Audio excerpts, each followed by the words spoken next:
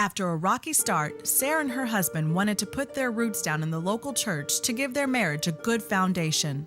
They hoped that the church would provide the stability and strength they knew a marriage needed. When everything had gone downhill like that, we thought, of course, like anybody else, your safe place, your sanctuary would be your church and those closest to you.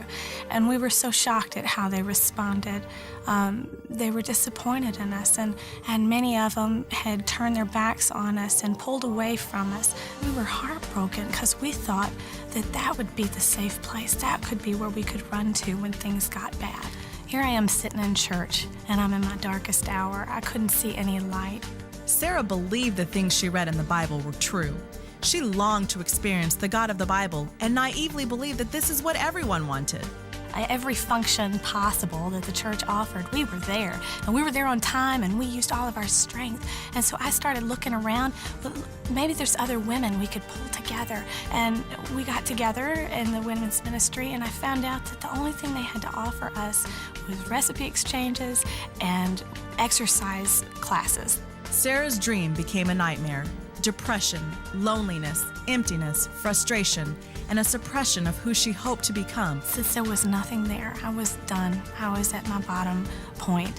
I was so depressed. I had so much stress and hurt on the inside. I needed to release it somehow. I began to cut myself. I didn't know what else to do. I cried all the time, and Michael felt so helpless. He wanted to help his new wife, and he had nothing to give me either, and he knew it.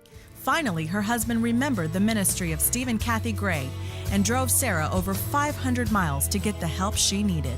When we visited the church, we talked to some of the people there, and we found out that life in church does not have to be that way. Life can be full. It can be rich. It can be joyful. Michael and I were blown away to learn that. And 2 hours on the trip home, I looked at Michael and I said, I feel light. I feel happy. I can't remember the last time I felt happy. The change was so dramatic that Sarah and her husband loaded up their belongings and moved to Kansas City. Well, now that we're here and a part of this church and this ministry, you know, life never ends. It's always good. It's always light. There's always hope. And now our marriage is wonderful. And this place has saved our lives. Religion